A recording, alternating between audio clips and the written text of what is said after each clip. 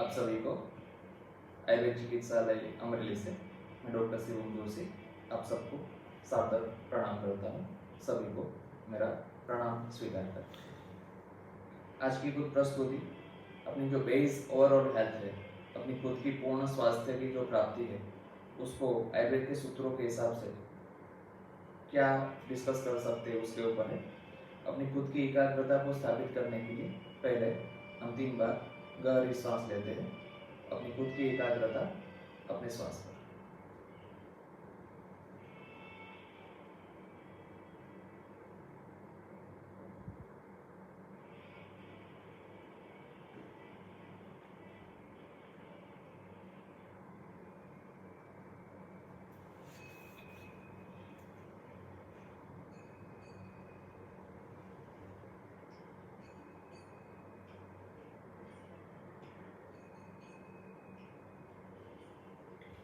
यहाँ पर अपने आप खोल देना। यहाँ पर जो भी डिस्कशन कर रहे हैं मैं पेपर पे यह कैमरा रखता हूँ। आप अपनी पूरी एकाग्रता से उसको समझने की कोशिश करना। हमारा पूरा मकसद ये कि अपने जो भी ब्रेन और स्पाइनल कॉर्ड से सिग्नल्स निकलते हैं, कुछ पूरा संदेशा व्यवहार है वो पूरा अपने लागनी यानी इमोशंस, अपने भाव और उसके आधारित जो विचार उत्पन्न होते हैं उसके आधार पर रहते हैं। तो कुछ हम समझने की डिस्कस करने की कोशिश करते हैं। यहाँ पर अपने पास जो भी फिजिकल बॉडी है वो शरीर की रचना है, लेकिन अपने पास एक पंचकोश का कंसेप्ट है। पंचकोश माने पहला कोश का शरीर मीनिंग होता है, कोश माने शरीर। जो पहला शरीर है वो अन्नमय शरीर है। अन्नमय शरीर माने फिजिकल बॉडी, जो अपनी रस आदि धातु है माने मांस, मेद, अस्थि, मज्जा, बीज, रक्त वगैरह से बनता है। दूसरा शरीर है वो प्राणमय शरीर है। प्राणमय शरीर का मीनिंग होता है ब्रेथ बॉडी, ब्रीदिंग बॉडी, जो अपने श्वास मान, या तो ऐसा भी बोल सकते हैं कि प्राण माने बिना डर का श्वास, बिना डर से श्वास लेके किया हुआ कार्य प्राण बढ़ाता है। तीसरी चीज़ है मनोमय शरीर, जो अपने थॉट्स के ऊपर आधारित है, अपने विचार के ऊपर आधारित है। फोर्थ बॉडी को बोलते हैं ज्ञानमय शरीर, जो अपनी बिलीफ सिस्टम या तो कॉन्शियसनेस पर आधारित है। और पांचवा शरीर है उसको आनंदमय शरीर बोलते हैं। आनंदमय शरीर माने सुपर कॉन्शियस बॉडी। अभी सिचुएशन ये रहती है, जो भी हमारे साथ घटनाएं बनती है, यदि हमारी घटनाएं अपने फेवर में चले तो हमारी स्वास्थ्य के ऊपर उसका बहुत बढ़िया इम्पेक्ट आता है।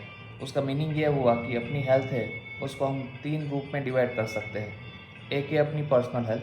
पर्सनल हेल्थ का मीनिंग हुआ अपना व्यक्तिगत स्वास्थ्य, जो पूरा अपनी भाषा के ऊपर आधारित है, माने अपने जो भी भाव है उसके आधारित जो हम भाषा व्यक्त करते हैं, अपनी लैंग्वेज या तो रिएक्शन भी बोल सकते हैं, उसके ऊपर आधारित है। दूसरी हेल्थ है अपनी सोशल हेल्थ। सोशल हेल्थ पूर्ण रूप से अपने इमोशंस, भाव के ऊपर आधारित है। सामाजिक स्वास्थ्य पूरा अपना लागनी पर आधारित है। और अपना एजुकेशनल हेल्थ या तो प्रोफेशनल हेल्थ, वो दोनों पूर्ण रूप से अपने विश्वास के गुण पर, या तो ऐसा भी बोल सकते हैं रिदमिक ब्रीदिंग पे आधारित है। तो तीनों स्वास्थ्य को बैलेंस करने के लिए हमें पूर्ण रूप से अपनी भाषा, अपने भाव माने लागणी और अपने श्वास के लय, विश्वास के ऊपर आधारित है। अभी सिचुएशन ये बनती है कि हमारा जो ज्ञानमय शरीर है वो ज्ञानमय शरीर में यहाँ पे बिलीफ सिस्टम क्रिएट होती है। माने वो बिलीफ सिस्टम अपने जो इमोशंस प्रिडिक्ट होते हैं, इमोशंस क्रिएट होते हैं, वो इमोशंस के आधार पर हमारी थॉट्स पैटर्न रहती है, विचार की शैली, और विचार के आधार पर हमारे ब्रेथ रहते हैं, श्वास की गति या तो श्वास का लय, और वो श्वास के लय की इफेक्ट हमारे फिजिकल बॉडी पर आती है। माने उसका मीनिंग ये हुआ कि अपना अन्नमय शरीर है या तो फिजिकल बॉडी है, वो मात्र एक ढाल के रूप में काम करता है। माने वो पेन सहन करने के लिए ही है, बाकी उसका रूट कोज तो यहाँ पे ज्ञानमय शरीर में। यहाँ से यदि चिकित्सा का क्रम हुए, अपनी कॉन्शियसनेस पर या तो अपनी चेतना पे या तो अपने इमोशंस पे काम हो, वो अपनी विचार शैली को, अपने श्वास के लय को, उसको चेंज करने की प्रक्रिया में जुड़े, तो अपना अन्नमय शरीर है, अपनी फिजिकल बॉडी है, पूर्ण रूप से स्वस्थ रहेगी। हम इस तरह भी सोच सकते हैं कि जो अपने पास ये दृश्य है, महाभारत का ये दृश्य, जहाँ पे अपने श्री कृष्ण, भगवान श्री कृष्ण सारथी के रूप में तैयार है। 10 घोड़े हैं, तजा के ऊपर हनुमान जी हैं, ये रथ है। यहाँ पे अर्जुन की स्थिति है।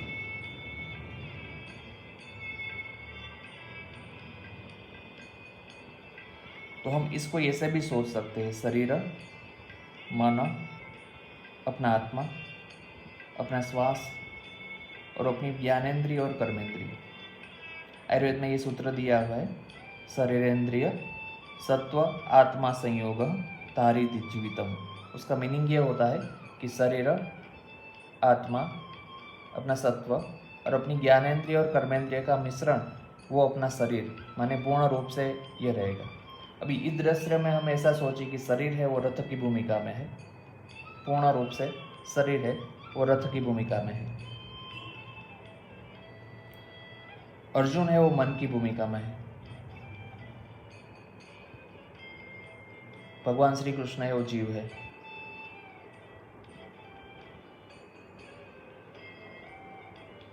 हनुमान जी श्वास है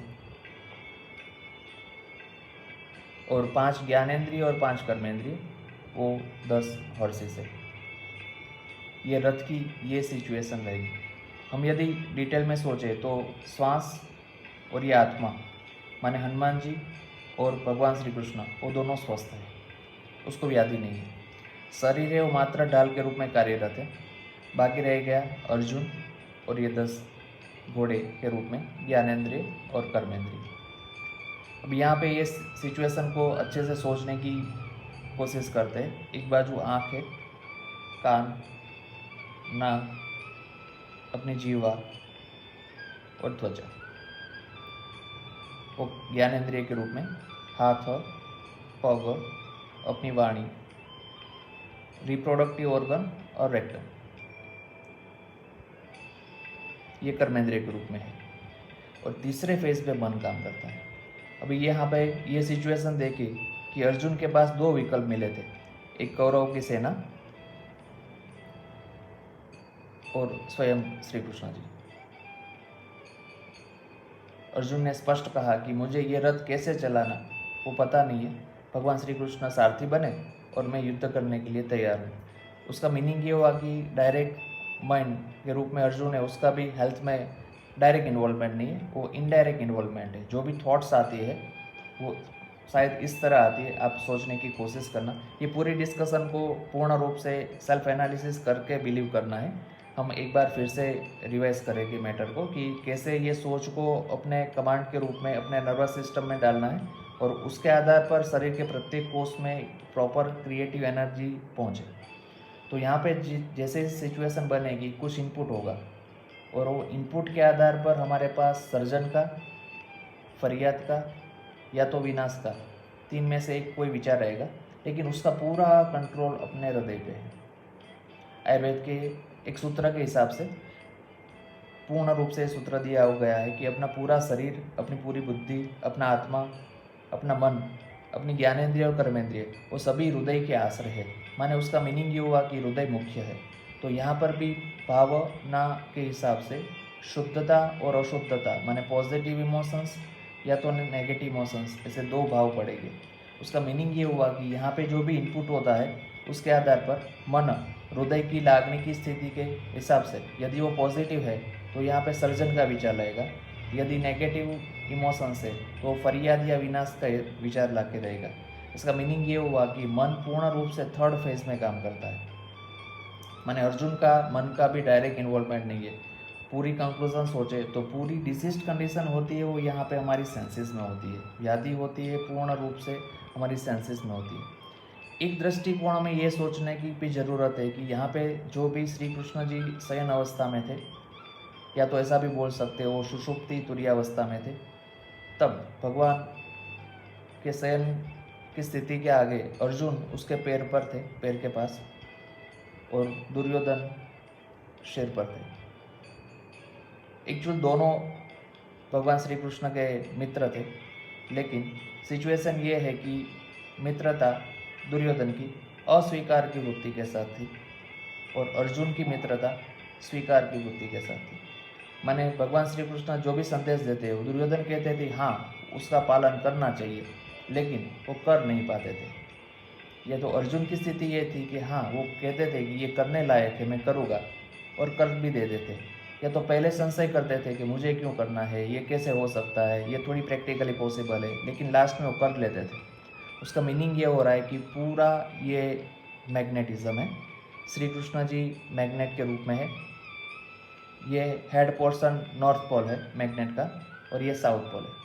अभी पूरी सिचुएशन ये रहेगी कि भावना के आधार पर हमारी जो भी सोच रहेगी, वो सोच के आधार पर यदि हमारे पास क्रिएटिव थॉट्स हो गए तो पूरा एट्रैक्ट घटनाओं का स्वीकार के बाजू रहेगा। हमें जो चाहिए, हमें हमारे लिए जो अनुकूल है वही घटनाएं बनेगी।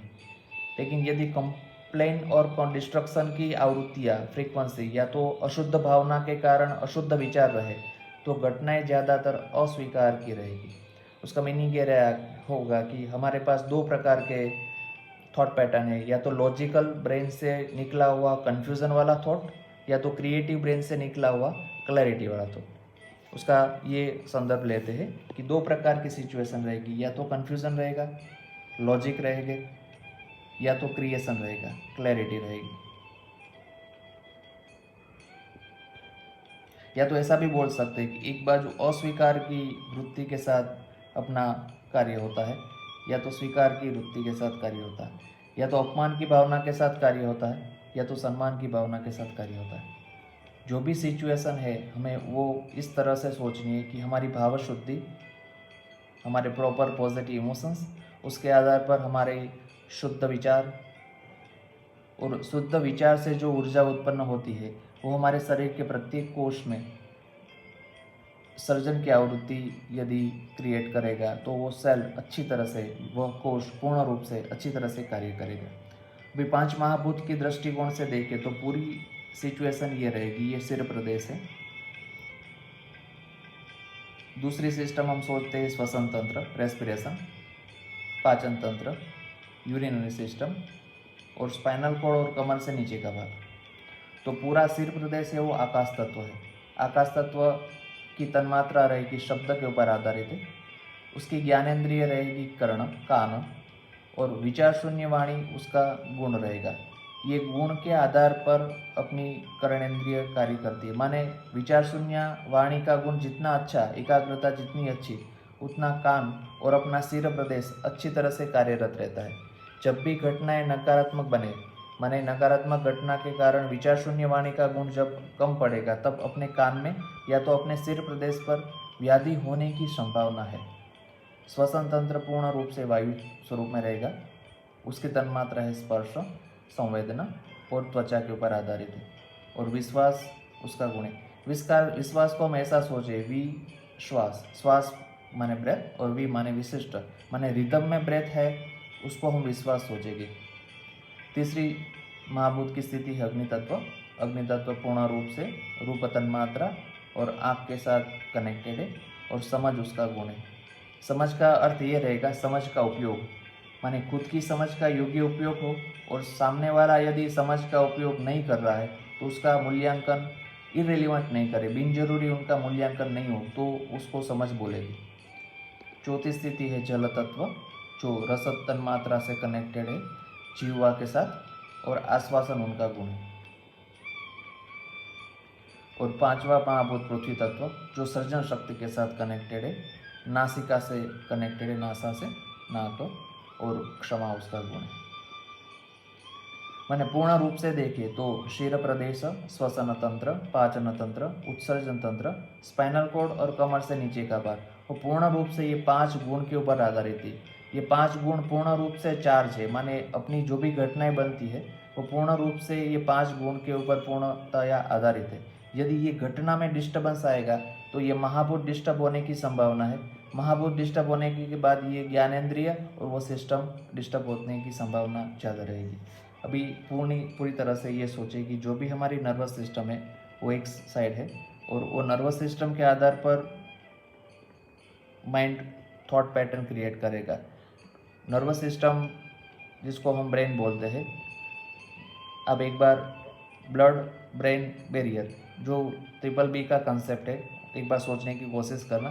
कोलेस्ट्रॉल एक ही ऐसी चीज़ है जो फूड ऑफ ऑर्गन बोलते हैं, जो स्नेह है उसी के आधार पर सभी अवयव कार्यरत होते हैं। अभी स्नेह माने भाव, लागणी, उसका मीनिंग ये हुआ कि जैसी भावना है ऐसे विचार रहेंगे। हम फिर से एक बार सोचने की कोशिश करते हैं कि यहाँ पे आँख ज्ञानेंद्रिय के रूप में, कान, नाक, जीवा और त्वचा, यदि यहाँ से इनपुट पॉजिटिव हो तो स्थिति ये रहेगी। यदि भावनात्मक परिबल, भावनाएं शुद्धता के रूप में है, तो मन में जो विचार आएंगे वो भी पॉजिटिव आएगा। माने इनपुट पॉजिटिव, बाहर का एटमॉस्फेयर है खूब अनुकूल है, अपनी लागणी, हृदय की लागणी शुद्ध है, पॉजिटिव है, तो क्रिएटिव थॉट से आएगा। ये सबसे अच्छी स्थिति है। दूसरी परिस्थिति ये है कि अपनी हृदय की लागणी पॉजिटिव है लेकिन इनपुट नेगेटिव है, बाहर का एटमॉस्फेयर हमें अनुकूल नहीं है, तो मन में पॉजिटिव विचार ही आएगी।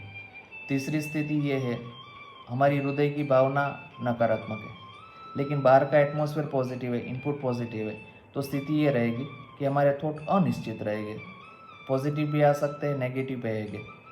और चौथी स्थिति है, हृदय की भावना भी अशुद्ध है, इनपुट भी नेगेटिव है, तो विचार भी अशुद्धि आने वाले हैं। तो पूरी ये बात का सारांश ये रहेगा कि जो भी हमारी हृदय की संवेदना है, हृदय की भावनात्मक परिबल है, उसके आधार पर जो भाव है, उसके आधार पर विचार की स्थिति, और विचार के आधार पर जो ऊर्जा क्रिएट होगी, तो वो ऊर्जा के आधार पर हमारी जो घटनाएं बनेगी। घटना यदि अनुकूल है, योग्य है, तो हमारे पास पॉजिटिव एनर्जी, हैप्पीनेस बढ़ेगी। और यदि घटनाएं अनुकूल नहीं है तो स्थिति ये बनेगी कि वो नेगेटिव एनर्जीज के रूप में क्रिएट होगा।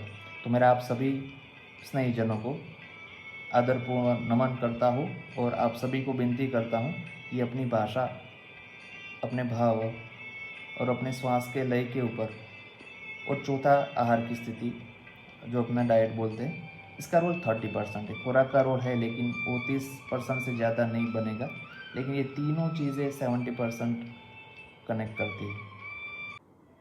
ये पूरी डिस्कशन का सारांश यह रहेगा कि अपनी जो भी एलोपैथी आयुर्वेद की दवाई चालू है उसको चालू रखते हुए अपनी भाषा, अपने श्वास के लय, अपनी भावपूर्ण स्थिति और अपने आहार पर केयर लेनी है और अपना ओवरऑल हेल्थ को मेंटेन करने की कोशिश करनी है। आप सभी को यह संदेशात्मक चर्चा यदि ये अनुकूल लगे तो आपके परिचित और मित्रों को उसको क्रिएटिव जोन में बताने की कोशिश करनी है। उसको कंप्लेंट के साथ नहीं बताना है कि आप ये गलती कर रहे हो, आपको ये चेंजेस की ज़रूरत है, तो वो आगे की बढ़ने की कोशिश नहीं कर पाएंगे। उससे बजाय हम उसको क्रिएटिव जोन में सिर्फ प्रेजेंटेशन करेंगे, ये केयर है, आपको अनुकूल लगे तो आप करना। अगली वीडियोस में या तो अगले स्टेप में हम स्टेप बाय स्टेप पूरी प्रैक्टिकल एप्लीकेशन कैसे करें, आहार पर, अपनी भाषा पर, अपने श्वास के लय पर और अपने भाव पर, वो चारों चीज़ों को हम करने की कोशिश करेंगे। आप सभी स्नेहीजनों को मेरा सादर नमस्कार।